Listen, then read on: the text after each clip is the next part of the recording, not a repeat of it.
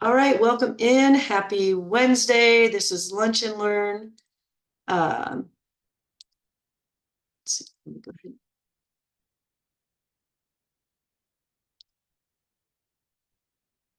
All right. So welcome in, everybody. Thank you guys for joining. I hope you guys are all doing well. Here we go. I guess I'm stalling because people will show up a little bit late, but that's okay. I'm glad you guys are here. That's the main thing. So as you guys know, we've been doing these fitness series, physical fitness, mental fitness. Now we're on spiritual fitness. So let me go ahead and dive right in. So today, we're going to talk about why it's important. We're going to talk about what it actually is. Excuse me. We're going to talk about how to get there.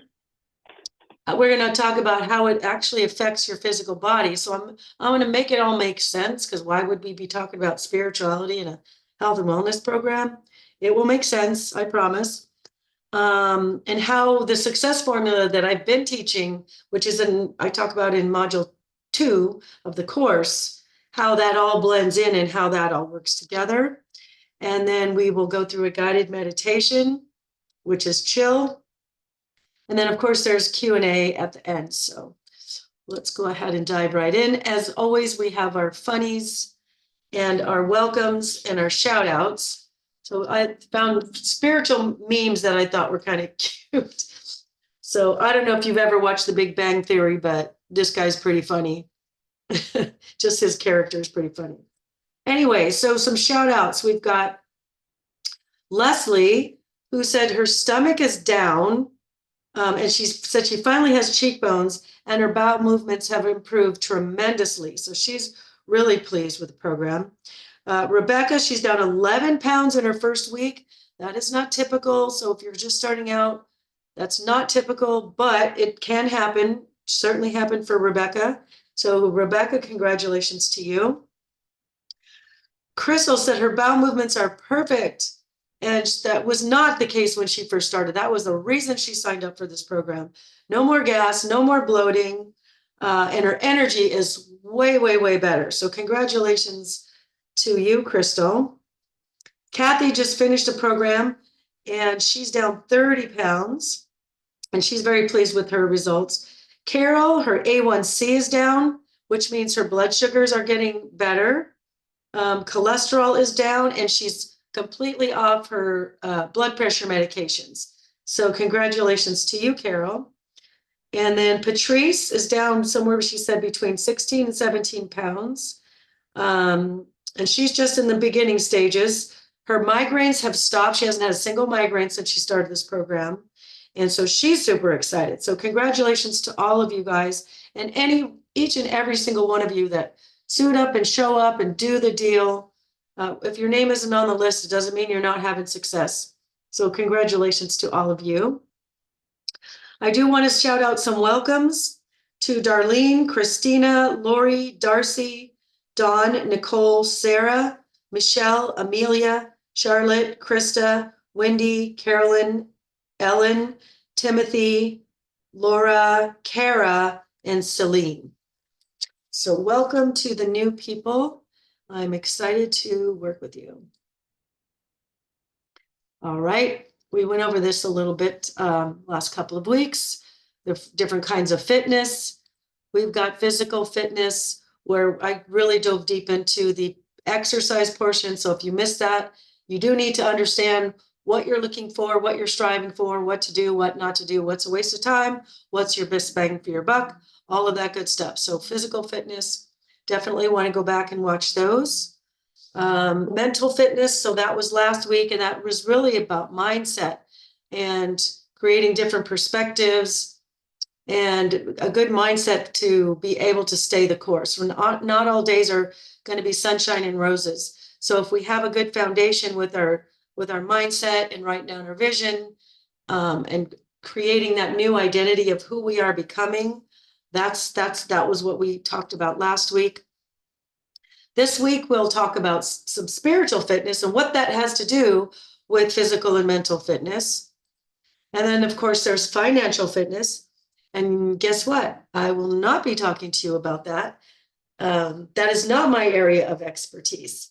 So let's dive right in. So we've got mind and body and spirit. So, like I said, we've got the mental fitness, the physical fitness, and the spiritual fitness. And the three of those things create overall wellness, all around wellness.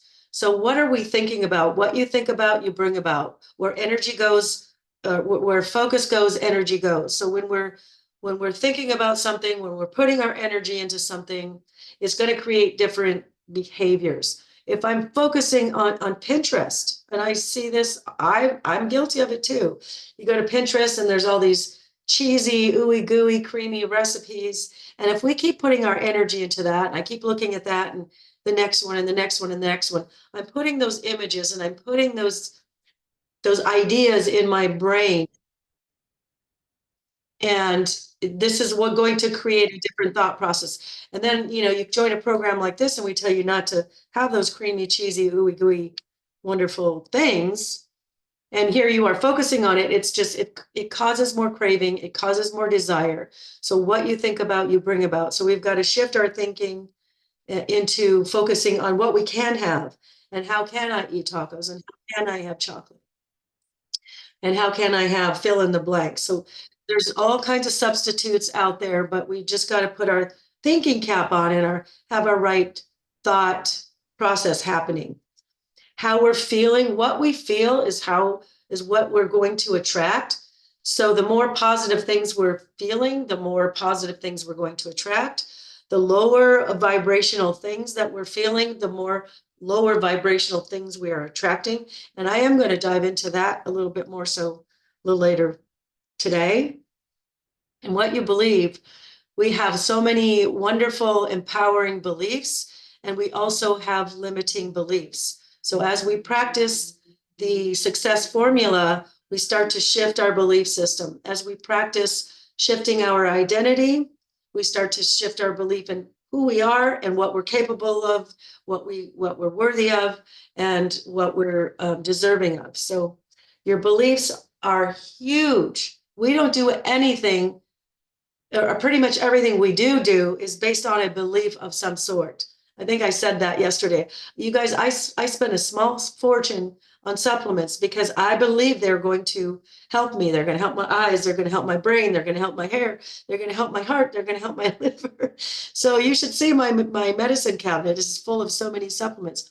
And as I age, same with skin things, and also what I believe about the foods that I'm eating.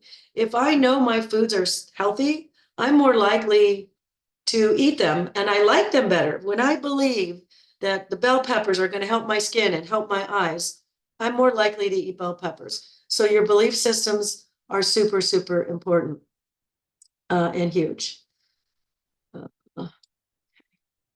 All right, so what is spiritual fitness?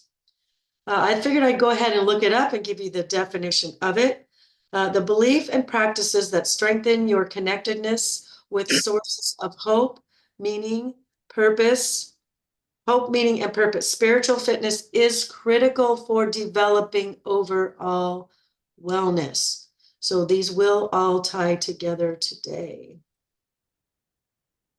So if you guys want to participate, which I would love if you would, if you want to unmute, if you're muted, unmute before I put out my list, because my list is just, only so many. There's I'm sure a million reasons why spiritual fitness is important, but can anybody either put in the chat or just say it out loud why you might think spiritual fitness is important?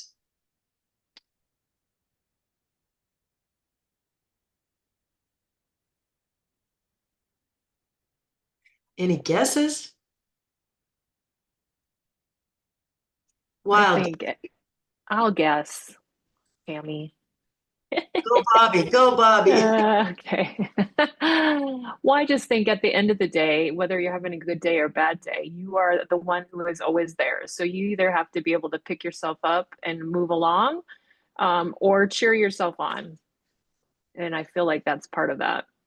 Yes, very good. I like that. Anybody else? We got a shy group today. If you want to answer, but you're afraid to unmute, you can also put it in the chat. I can, I'm sorry, can I interject what I think? Please do.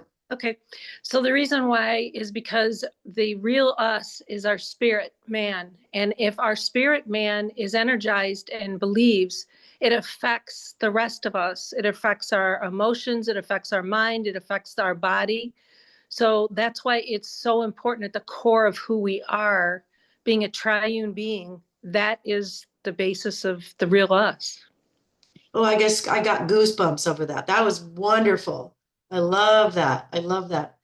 I also have a chat. Faith, positive energy keeps me moving forward, or keeps moving forward. Very excellent, excellent, excellent. Anybody else before I put my list up? Well, I was just going to say the spiritual, I think, sort of drives your unconscious reactions to things, meaning something that you react to immediately without really thinking it through is somewhat based on what your core spiritualness is. Yeah, you're pretty muffled, but what I got out of that was your reactions to things, which is very accurate and right. So here, I'm going to go ahead and start with my list here. So when we have a spiritual fitness, this is how we have growth in our lives. I talked about this on Monday. We talked about the difference between growth, stability, and decay. And where I did this, the wheel of life. So if you guys missed that one, that was kind of a cool, I thought it was cool. But we've always got to be growing. There, by the way, the stability is a myth. If I have this wooden desk right here, it's made from a tree, right? So if I cut down the tree, I've actually killed the tree.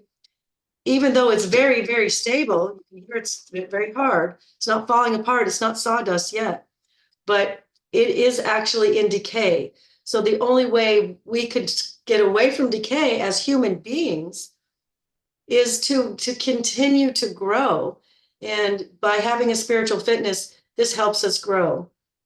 And so that's why that's very, very important. We're either in growth or decay. So it's important to kind of discover some things in your life that are not at the level that you might want it to be. And then figure out which one's the most important that you want to improve right now.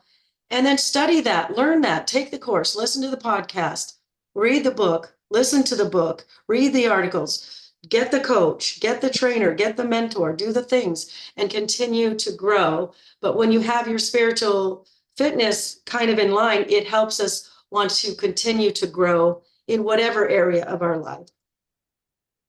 It also helps us in our development. And again, it's kind of similar as growth, but it helps us develop a sense of strength and faith and all kinds of other things that help us move forward and keep us from falling back into some old ways. If you have a spiritual fitness, we're moving forward and we're developing and we're growing as human beings.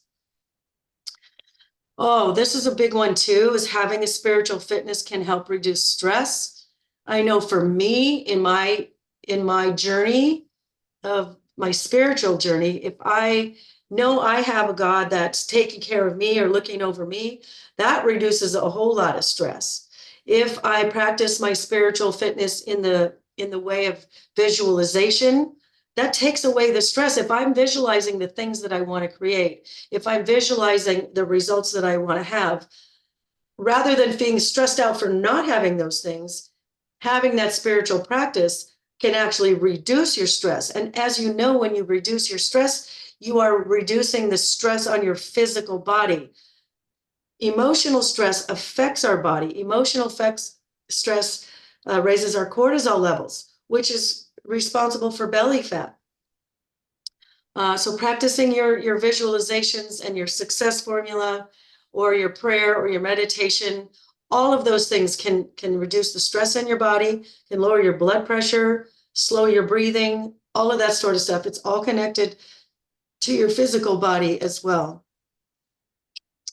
Perseverance, that's another good one. When I know that I have a God that's looking over me and I have faith in all of that and I practice living in faith to the best of my ability, I'm still having a human experience. So I'm not doing that perfect, but I put energy and effort into it and I set an intention every morning to have my time for that.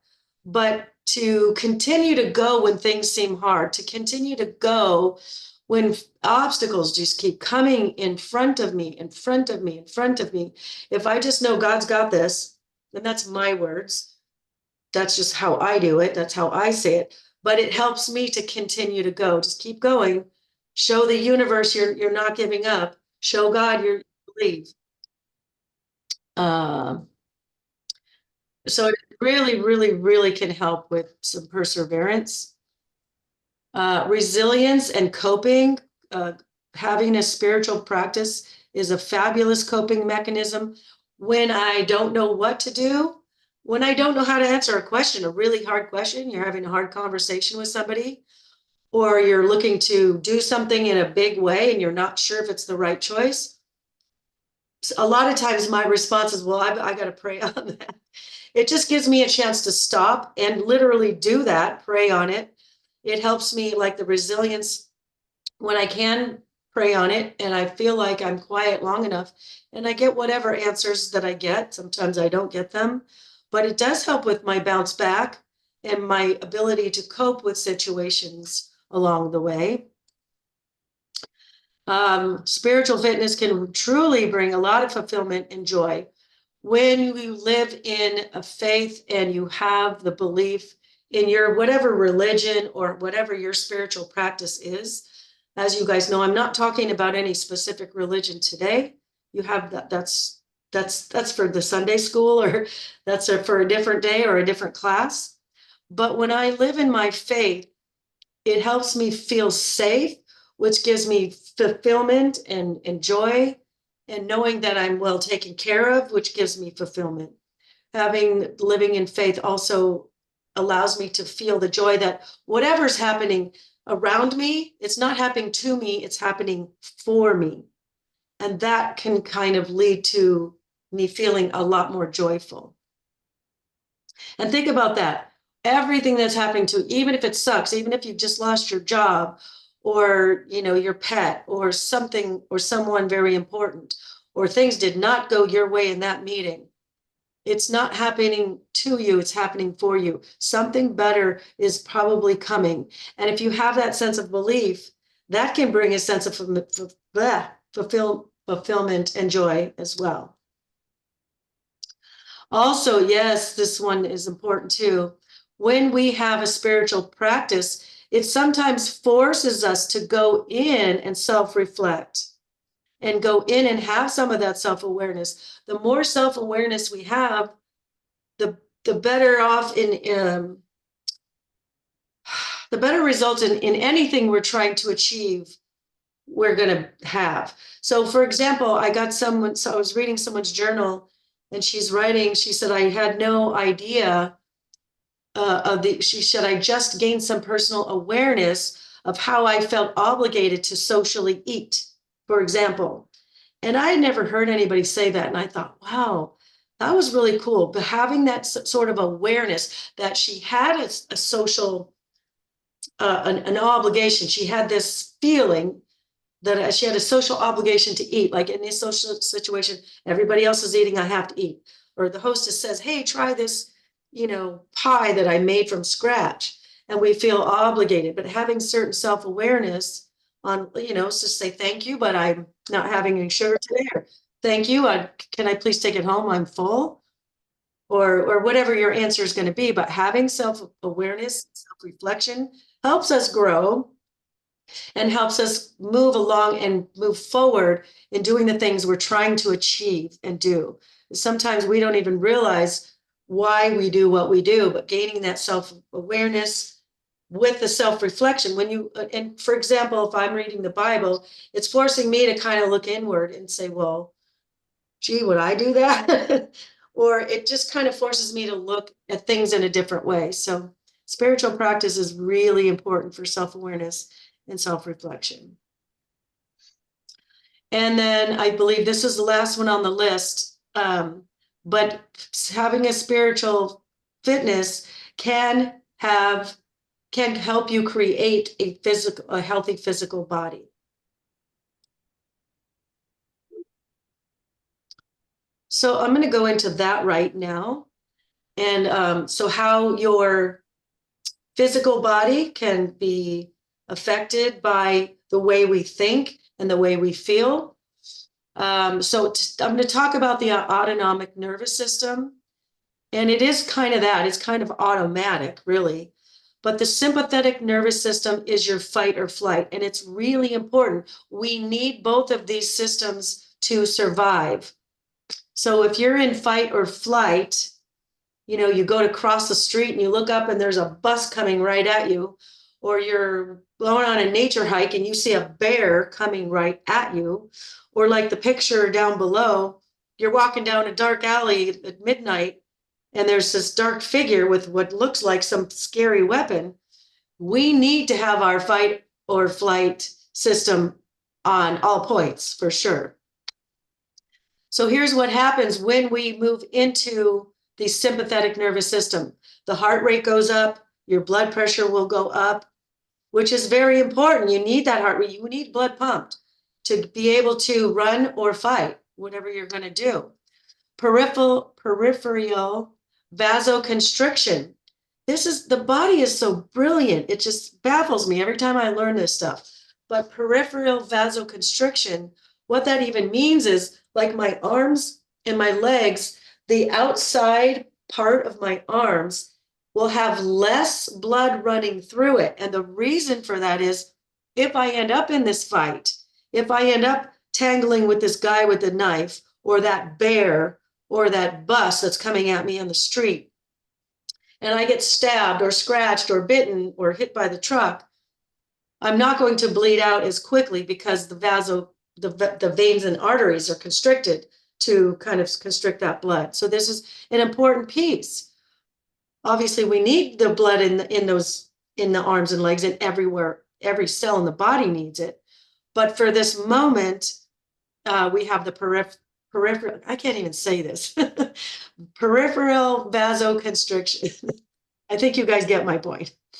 Your eyeballs will dilate in this fight or flight so that you can see everything. You can see any other dangers that might be coming at you. Maybe this guy in the dark alley has a buddy or a couple of buddies. You need to be able to see all of that.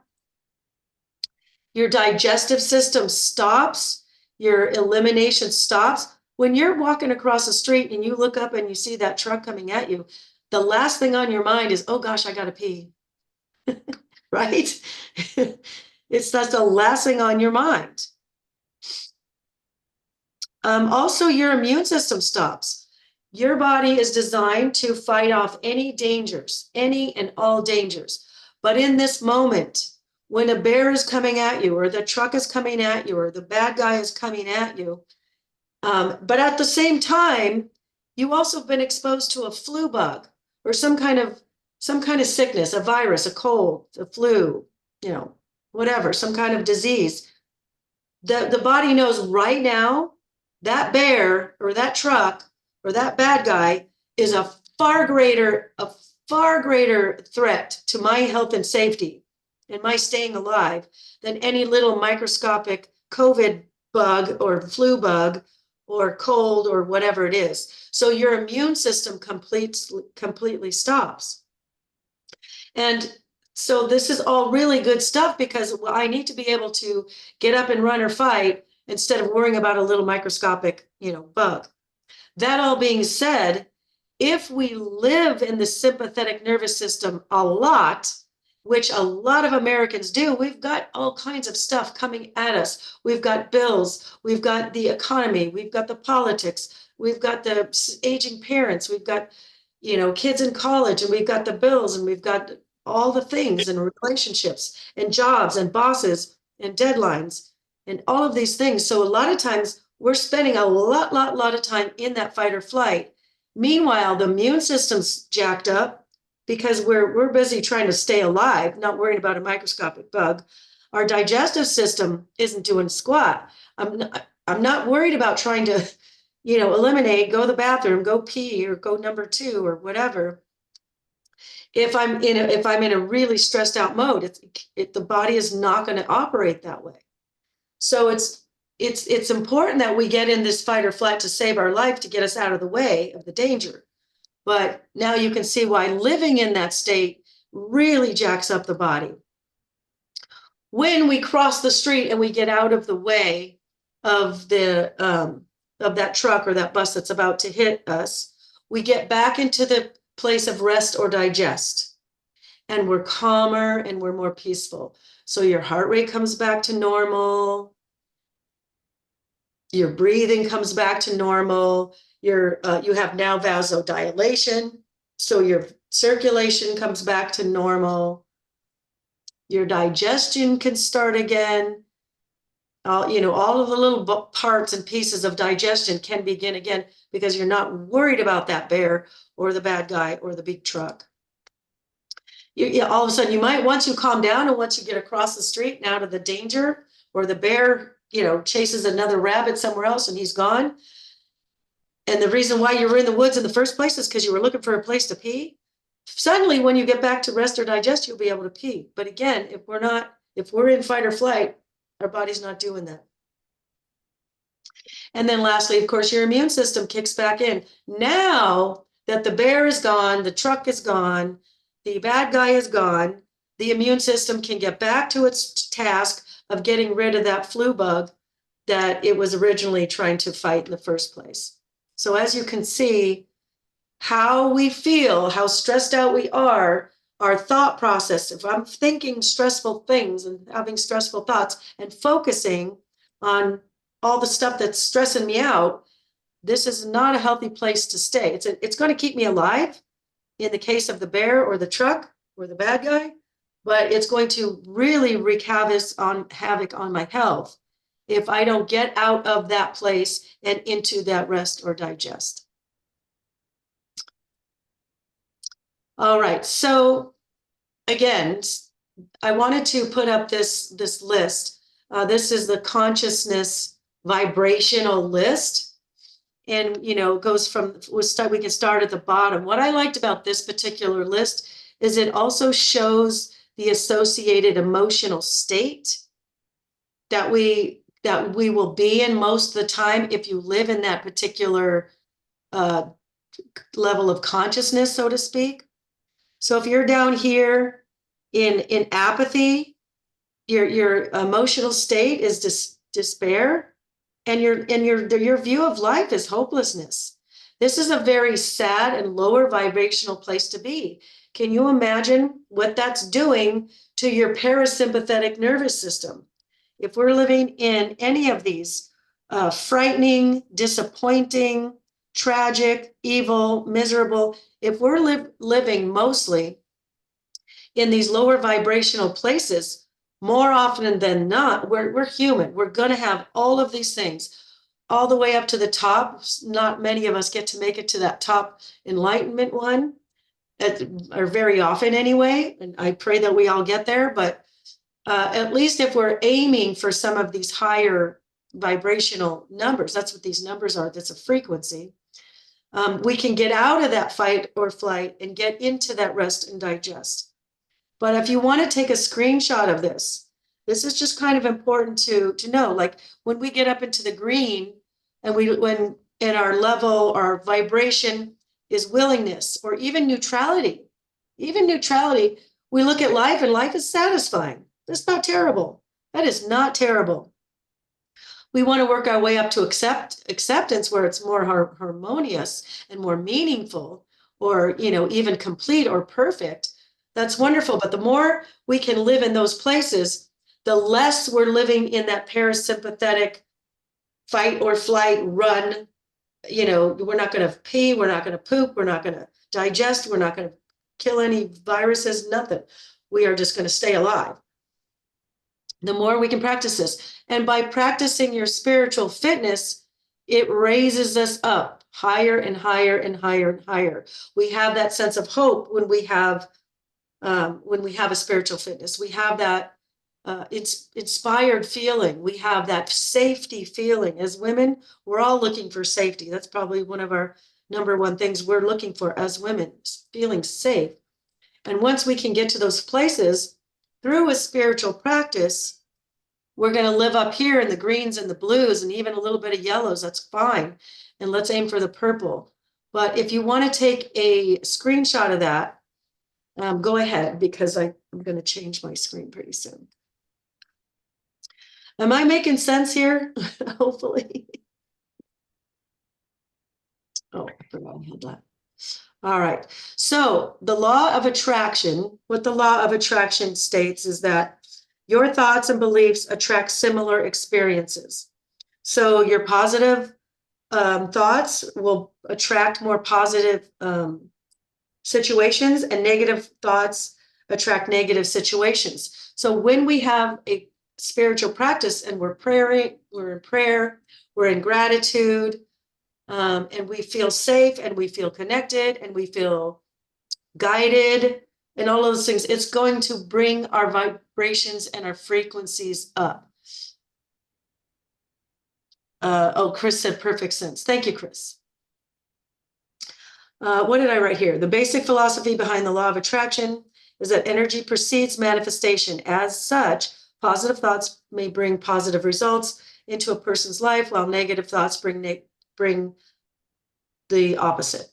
So yeah, if we wake up and we have a bad day, you woke up and you're late, you went to go hit the snooze, and then your clock fell off the nightstand, and you got up and you stubbed your toe, and went to work, and you got in traffic. There was 4 accidents on the way, and then your boss was crappy or your colleagues were crappy. It's just one thing after another, because that's the frequency we're on if we're waking up and having a bad day. And the same thing goes with the right day, the right way. I wake up, the sun is shining, my partner made me my best breakfast, I hit every green light on the way to work. Everybody at work was great. I made a bunch of sales and made a bunch of commissions. I mean, that's a good day. But if I start my day with some kind of prayer, some kind of meditation, some kind of gratitude, it's going to raise my vibrational levels up and my frequency up. So it's likely going to have me attracting more positive things if I'm practicing raising my vibrations up to those more positive vibrational frequencies. So, all right. So what is wellness? Let's, all right. So how do you get there? It's like, how do we get to this higher frequency place? How do we go from, because we're feeling grumpy. It's kind of hard to pull for me. If I'm down too far, it's like, yeah, I just have to let myself experience it for a little bit. But here's some ways that we can pull ourselves out of that rut. And the obvious one is prayer. If you do have a higher power or have a God that you believe in and you're feeling connected, again, feeling of safety, feeling of protection, feeling of connectedness, all of that good stuff. Practicing your visualization. Visualization is a huge and powerful tool. When you are visualizing the results that you want, if I'm looking to create a healthier body, if I'm looking to lose the 20 pounds, whatever that looks like, if I'm looking to get healthier so that I have more energy to play with my grandkids, or I have more energy to go on these traveling adventure trips that I want to do and do zip lining and hiking and rappelling and all those things. If I'm visualizing what that feels like to have already achieved that and using the visualization, I'm going to feel what it feels like to achieve it. And if I feel that, I'm going to raise those frequencies. And you see those numbers, we want to get up into those purples and those higher numbers and colors.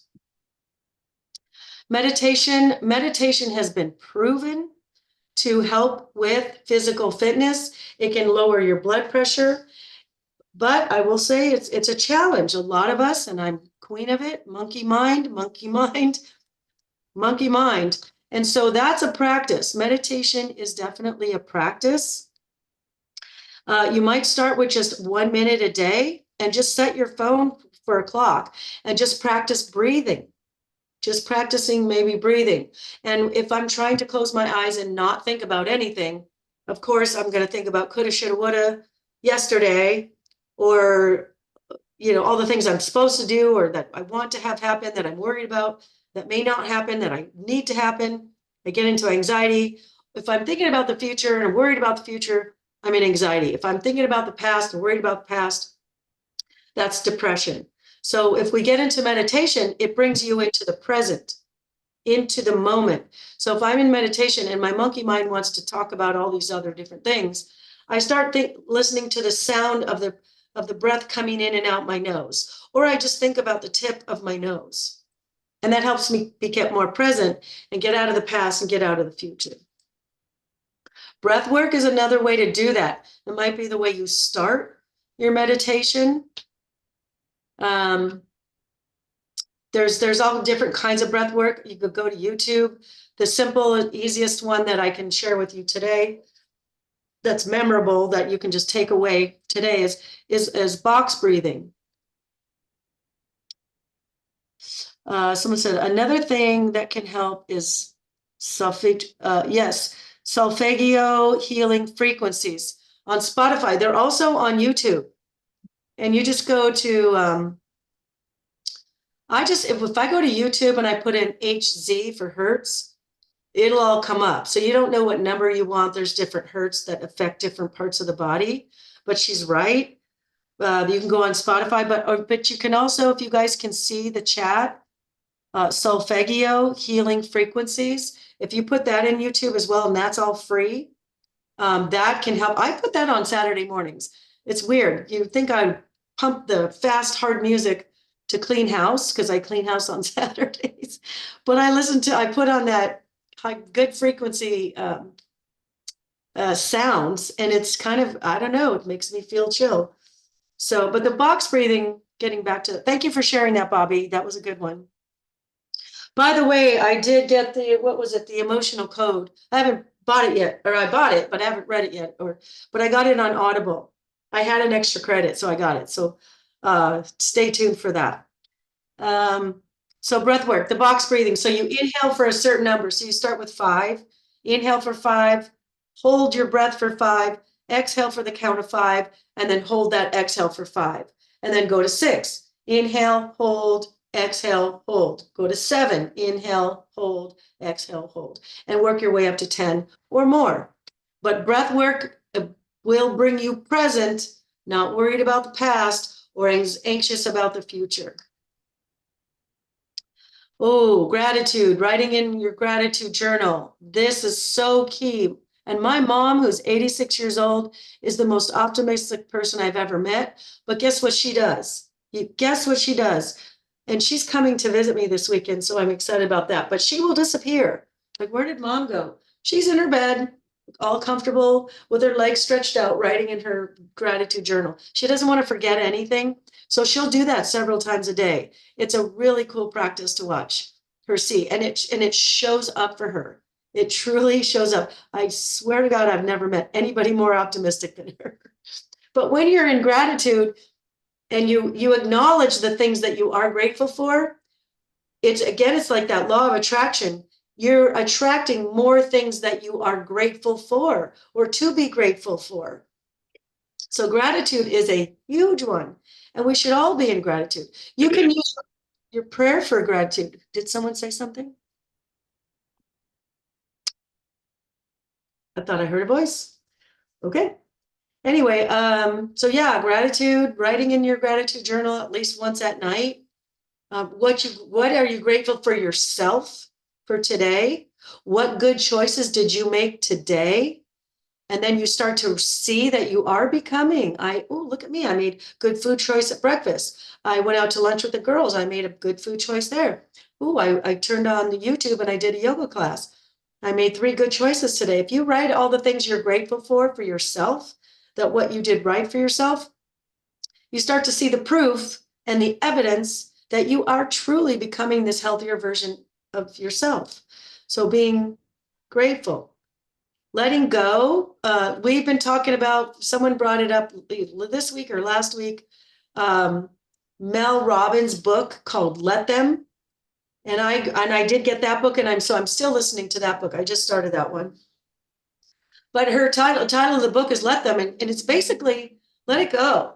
And I was listening to another a podcast of hers or something, and she was in the airplane, and the guy behind her was just coughing, coughing, and coughing, and coughing, coughing, and he wasn't covering his mouth.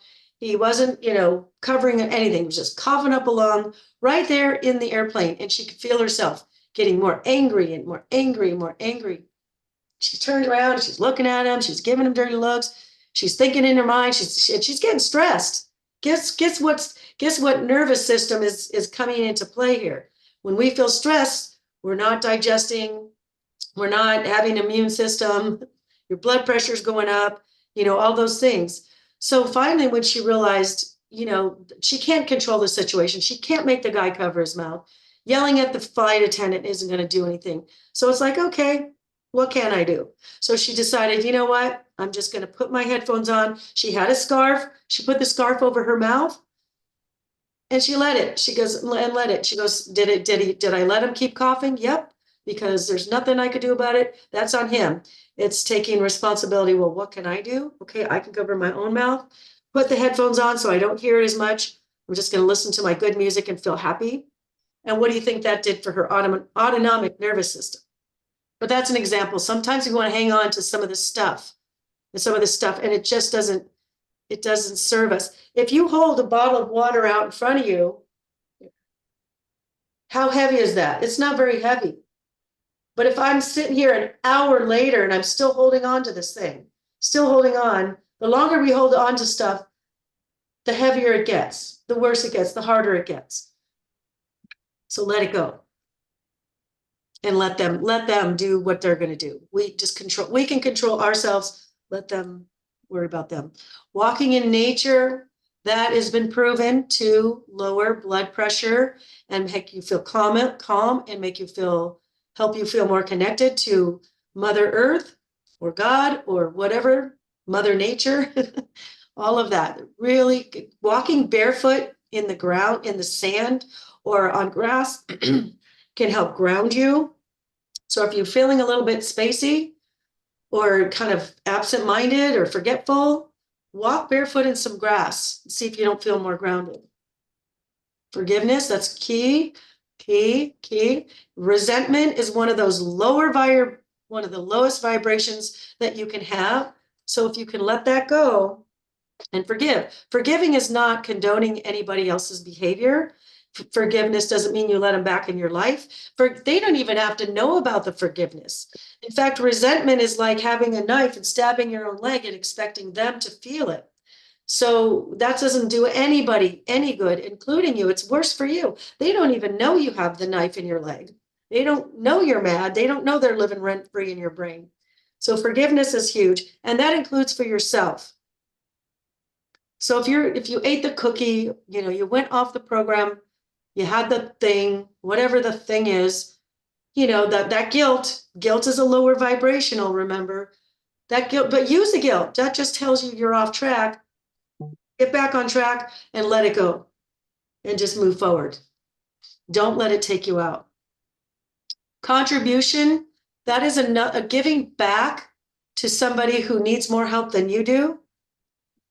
That's huge. Well, that's one of the basic human needs, according to Tony Robbins, is the need to contribute. So that's an important one. And also music is very important. That head banging rock and roll, kind of has its place. I'm sort of over that now. I used to listen to that stuff all the time. But spa music is playing for a reason. Elevate, you're in a spa, you're supposed to be relaxing. So it's very calming, the flutes, the violins, just the softness of it. Any music that makes you feel joyful or feel happy or feel something positive or feel calm or safe or connected or whatever, that you can imagine what that's doing to your blood pressure, what that's doing to if it helps, you can go from fight or flight over to rest and digest. Music is a huge piece. So be careful what you listen to. All right, so bringing this all together, we've got the success formula. As you know it, decide what it is, create it. If you guys are doing the course, module 2, training number 1, I ask you to write out your vision. Write it out. Give it details. What color is the outfit you're wearing? What are you doing? What do you get to do? What do you get to feel? I mean, how much energy do you get?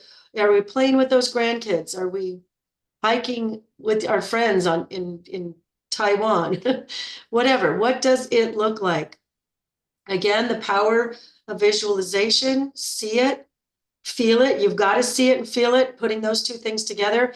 Repeat, repeat, repeat. See it, feel it, see it, feel it, see it, feel it. Raising your vibrations, raising your vibrations. Which will help you believe it. And then once you believe it, you will start taking actions. You do have to take some actions. I found this picture, this wish, intention, receive, the 1, 2, 3. It's a little different than my success formula, but it kind of all makes sense. The first one, be creative. What are your ideas? What do you need? What are you dreaming of? What do you really want? Create a vision board. Write out your vision. Be like a child and pretend. Be like a child and pretend. Pretending is so important, but pretend in such a super, super way that you believe you are those things already. Like it says, play, ask the universe, what do you want? Step 2, take the inspired actions, feel the passion, being present, not stuck in the past or the future. Creating that belief system, trusting the system, having that determination, do not give up. And then number 3, feel the excitement, feel the joy, feel the happiness, the gratitude, feel it, feel it, feel it. This is how we manifest. And it even says at the bottom, and all the words in the last row must be lived during the whole process. Yes, if we are feeling excited and we are feeling gratitude for the success that we are getting from this program or whatever it is you're trying to do to succeed, it's raising your vibration and going to help your physical body become healthier. All right, so there is that. So I thought what I would do, if you guys want, and if you don't, you can be done and go on with your day. But this is kind of the end. But I thought it would be nice to just take you guys through a guided meditation. I enjoy them. It's just kind of a fun way to kind of get grounded and get present. You have a monkey mind. So if you're just listening to, excuse me, my words, it will help you become present to the place that I want to take you. Okay, Tammy, it's Kathy Wardlaw. Yes. I have a big win for today. Oh, I wonderful. had my blood work done yesterday and saw the doctor today, and I am no longer pre-diabetic. I've lost 7 pounds and I've been on the program 18 days. What? 18 Yeah, days and you're 18 already days. not, your blood sugar not Pre-diabetic, yeah. regulated. Yeah, like my numbers, my glucose was 110, 112, something like that before, and now it's 87. I don't know Whoa. what my A1C is, but she said everything just looked wonderful, and whatever I was doing, keep doing it. So Good that was job. wonderful today. Thanks. Thank you so much for sharing that.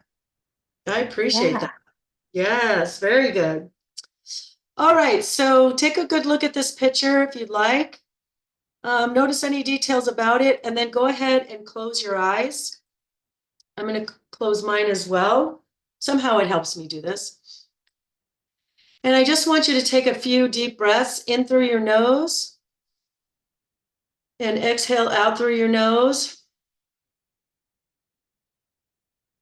And take a few deep breaths. Go at your own pace. And what I want you to start to do is, starting at your toes and your feet, release any tension or stress that are in your feet. Releasing any stress or tension in your ankles or lower leg. Letting go of any stress or tension around your knees. Letting go of any stress or tension in your thighs. Continue to breathe. Sometimes we carry a lot of stress in our hips, so release any tension in your hips, in your belly, the muscles around your ribs.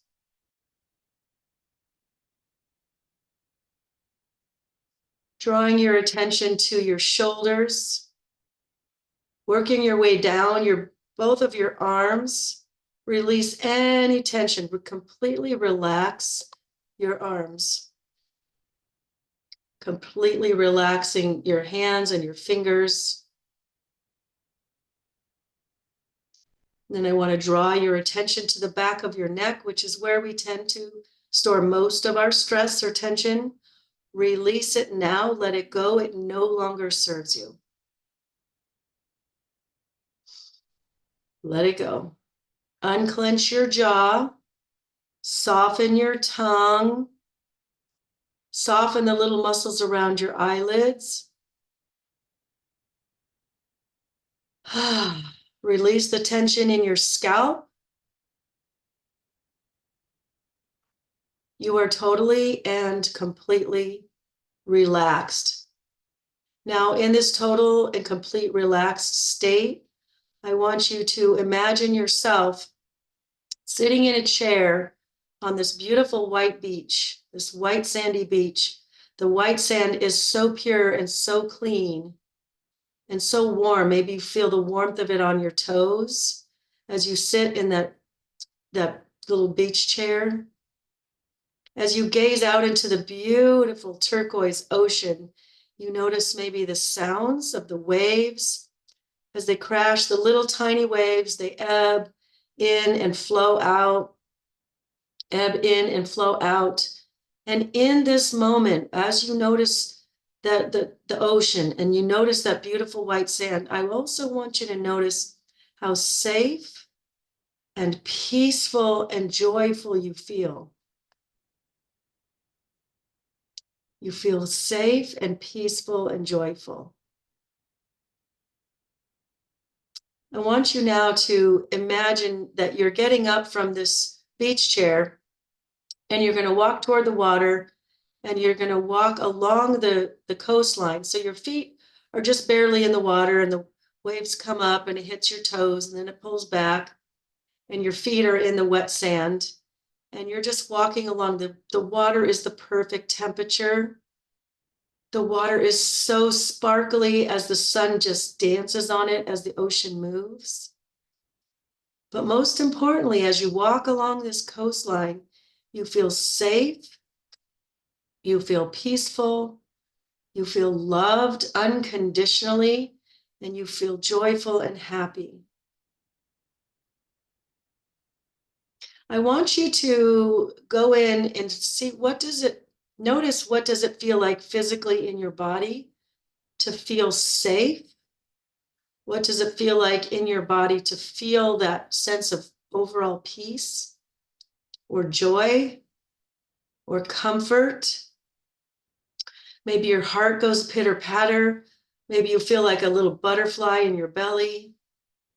Maybe you notice you have a smile on your face. What do you notice physically about feeling joyful and peaceful and happy and safe? Continue to carry that feeling with you as you walk along and you look ahead and you see some palm trees and they look so beautiful. And you notice a rock formation and these rocks are so beautiful. You're just really taking in God's work and what that looks like. They're such a beautiful and interesting shape. They're giant rocks, and you watch as the ocean splashes on it. You hear the sounds of the splash. You hear the sounds of the seagulls. You hear the sounds of the waves.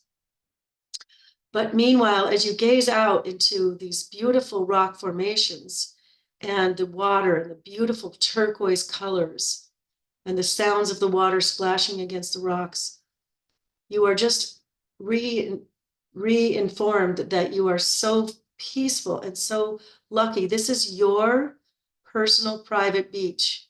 This is your space, and you are safe and you are loved unconditionally. And feel what that feels like physically in your body.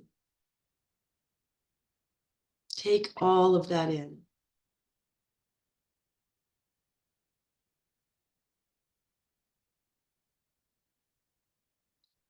And we're going to go ahead and turn around and head back. We'll still stay on the coastline. Your feet are still getting wet from the waves coming in and going out. You're noticing the palm trees in the distance. You notice the beauty of the beautiful, clean, white sand. And you see your beach chair up ahead, and you're going to aim for it. Go ahead and bring yourself back to your chair and have a seat.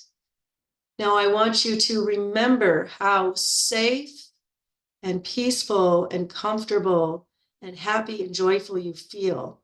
And I want you to anchor that in your body, maybe pressing your middle finger to your thumb and just anchoring that sense of safety and peace and unconditional love into your body. Now I want you to slowly deepen your breath. Maybe start to wiggle your fingers and toes, and maybe blink open your eyes.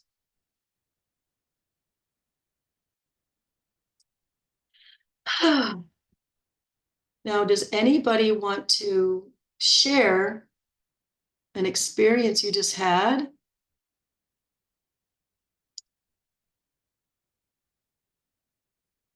Or maybe you just all fell asleep. I would do these guided meditations after I would teach a yoga class sometimes, and people would fall asleep. We would go to the beach, we would go to the mountains, we would go to the rainforest. But anyway, that was a little sample of what a guided meditation feels like. But hopefully, if you're anything like me, I feel calmer, I feel more peaceful, I feel really pretty good and happy and joyful after imagining all those things for myself. So I'm hoping you guys enjoy that. Does anybody have any questions or concerns or something they would like to add to that? And again, Kathy, congratulations. Thank you for sharing that. That's huge that you're this far along in just the beginning stages. So congratulations to you, Kathy. Anybody else want to chime in?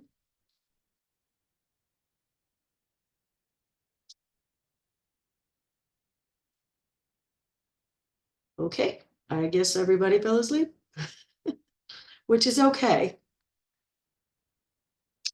Oh, Kathy's beyond excited. Well, you should be, and you've earned it. You're doing the deal. You know, you guys can pay for the program, but if you don't do it, it doesn't work, but your guys are doing it. So anyways, all right. So if nobody has any other questions or comments, I will go ahead and say goodbye. And thank you all for being here. I do appreciate you showing up. I hope this was helpful for you. I hope this all made sense of how spiritual fitness really is tied into your physical and mental fitness and wellness. So anyway, that's all I got. Bye for now.